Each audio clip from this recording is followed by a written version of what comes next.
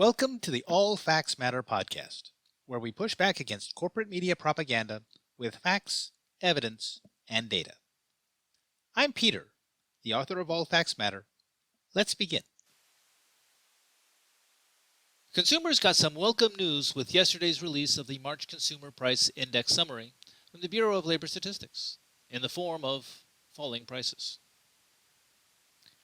Last month I noted how, instead of the rising inflation trend that appeared to be forming in January, we got cooler inflation for February. Disinflation, rather than more inflation, was the order of the day.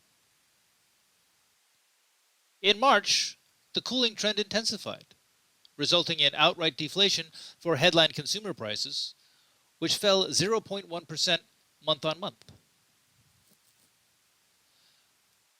Coming in the middle of a very confused media firestorm over President Trump's Liberation Day tariffs and Wall Street's panicked overreaction to those tariffs, consumer price deflation is a very welcome event indeed.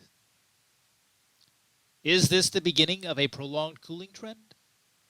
Dare we hope that President Trump has delivered on one of the signature promises within Agenda 47, that of ending consumer price inflation and making America affordable again? While the current data is rather optimistic on these points, the raging tariff debate could easily upset the consumer price apple cart and moot any conclusions we are tempted to reach about future inflation. To borrow from the apocryphal Chinese curse, welcome to interesting times. The 0.1% decline in headline consumer prices was, by itself, welcome news. However, it was not the only good news, as core consumer price inflation cooled significantly as well. Core consumer prices increased less than 0.1% month-on-month, which is less than half the level of increase from February, and a mere fraction of the more than 0.4% increase month-on-month from January. Core consumer prices still increased, but by far less than they had been increasing. For both headline and core numbers, the March inflation print was the best in months. March was the first month since last June that we had seen any decrease in headline consumer prices. We have to go back to January of 2021 to have a month-on-month increase in core consumer prices as small as we had last month. Is the improvement just within the monthly numbers? The year-on-year numbers are also some of the best we have seen in quite a while. The last time we had year-on-year inflation prints at this level was all the way back in early 2021, in January 2021 for headline inflation, and March 2021 for core inflation. Given that core consumer price inflation had stalled out above 3% in the final months of the Biden-Harris administration, and that headline inflation had been trending up during that time, these first inflation prints of the Trump administration 2.0 are by any measure a welcome change. And what are the detail numbers? As I have said numerous times in the past, to understand the inflation data, we have to look under the hood at the supporting detail. And the supporting detail numbers are not bad either. There are some important caveats, but broadly, the details are moving in the right direction. For example, March saw a return to energy price deflation. As energy price deflation has been the norm for most of 2024, the surge in energy prices for January and February of this year was not a welcome trend reversal at all, especially as the numbers continue this trend year on year as well. Energy by far saw the worst year-on-year inflation during the 2022 hyperinflation cycle, and is always a primary contributor to headline inflation. Falling energy prices are, in every circumstance, a prerequisite to reducing consumer prices overall, and even simply controlling consumer price inflation overall. However, we do need to acknowledge an important caveat in this celebration of the numbers. Food price inflation increased month on month after easing dramatically in February. Year on year, Rising food price inflation has been a trend that extends back into last fall and has been increasing over the past couple of months. Food prices are still very much a cause for concern, as inflation is not only not below the Federal Reserve's holy grail figure of 2%, but it is getting worse. On food prices, we have not yet turned the corner on inflation.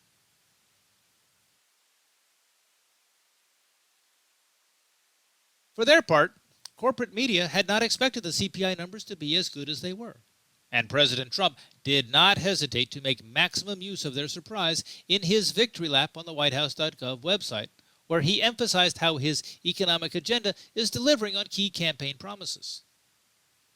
The announcement went on to detail a number of quotes from various media sources, all of which amplified the president's core message. Additionally, Reuters also noted energy's important contribution to consumer price deflation. However, corporate media still made efforts to throw shade on the numbers. CNN highlighted the opinions of expert economists that March was as good as inflation was going to get, that it was going to rise from here, mostly because of Trump and tariffs. And it must be said again that the data is not completely positive, which is why even pro-Trump Breitbart noted, just as I did above, that food price inflation is still a problem. All in all, however, the numbers were a pleasant surprise, and the corporate media takes did not make a serious effort to discourage people from being pleasantly surprised. While food price inflation has been rising, especially year on year, we should not simply assume that all food prices are rising equally quickly or by the same amounts. Egg prices, while still rising, rose by the smallest amount since November. Beef prices also cooled dramatically in March.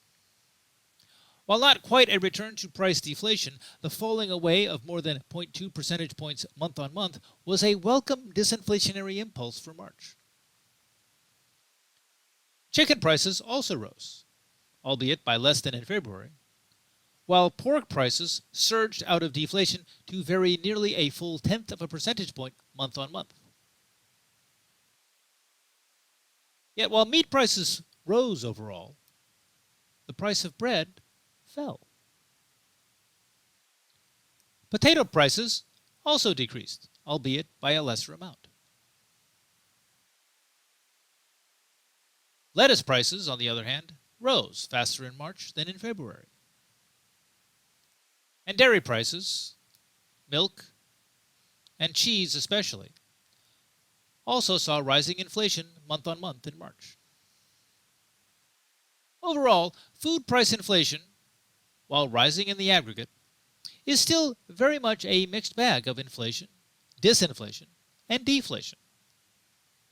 The data on food prices is far from being all good, but it is also far from being all bad. Remarkably, when we look at energy prices, in March, energy prices actually rose. Oil prices rose by nearly $2 per barrel in March. Commodities prices as a whole also rose significantly in March, between 2.5% and 4%. Gasoline futures also rose steadily throughout the month, and this was matched at the gas pump by rising prices. As this data does not appear to have been reflected in the March inflation print, we should anticipate it influencing April's consumer price data. Energy price deflation is nice, but this data does not suggest we will be seeing much of that over the near term. While the food and energy data is a mixed bag, the core inflation print itself was consistently disinflationary, with a clear cooling inflation trend taking hold in several of the sub-indices. Housing saw cooling inflation for the second month in a row. Service price inflation likewise printed its second disinflationary month back-to-back. The same is true for non-durable goods as well. Only in durable goods did inflation tick up month on month. Barely. Core prices rose, but they rose by less than they have been. Even durable goods prices rose considerably less than they did in January. Disinflation is not deflation, and it is not nearly as desirable to the consumer as deflation. But it is preferable to rising inflation. For the past 2 months, core consumer prices have been printing disinflation, and that's not a bad sign. When we looked at the January inflation numbers, there were clear signs of rising inflation. With President Trump's tariff strategy still an anticipated future happening, the signs then were that rising inflation worldwide had the potential to significantly alter and perhaps even derail that strategy. Since then, however, the trend, particularly here in the United States, has been the exact opposite. The supply squeeze that was seen in January eased significantly in February. However, during March, both energy and commodities prices indicated resurgent stresses on supply chains, with energy and resource inputs becoming less available. Even though the prices increases observed in both energy products and commodities in general did not translate through to consumer price index for March, they still happened.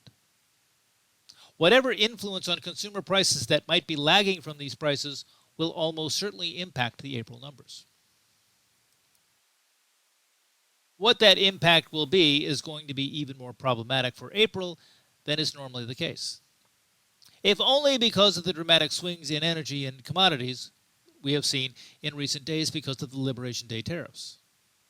Remember, commodities and oil prices nosedived when President Trump announced the tariffs. Commodities and oil prices surged again when the tariffs were paused.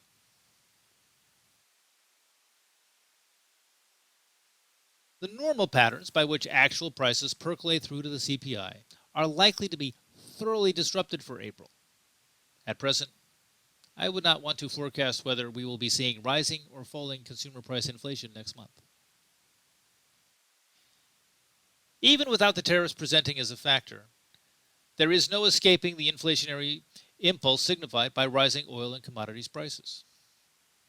If that inflationary impulse was not expressed in March, it will be expressed as a part of the April data. The tariffs are themselves, of course, an inflationary price pressure. To be clear, tariffs in and of themselves do not cause inflation to occur. They are merely one of many forces pushing prices up and down, and actual inflation or deflation is the result of all of those forces being resolved together. The tariffs may result in increased inflation. It is possible they will not prevent disinflation or even outright deflation. Because we cannot at this juncture assess the actual effect of the Liberation Day tariffs on consumer prices, we have no way to know with any certainty whether the March inflation print is the start of a trend or not. What we can say is that the inflation and price data itself is sufficiently mixed that the tariffs are likely to be the deciding factor in whether we get rising consumer price inflation or consumer price disinflation. The normal consumer price data genuinely has no clear inflation signal, and that makes the tariffs themselves all the more determinative. While we may see further disinflation and perhaps even deflation in the future, we may also see rising inflation.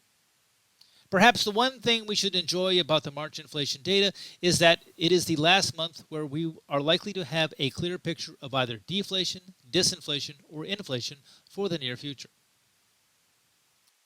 For better or worse, the Liberation Day tariffs are now part of the economic and geopolitical landscape. For better or worse, we will be dealing with their impacts from April onward. For better or worse, we won't know what those impacts will be until they happen. Welcome to Interesting Times. And that concludes this presentation.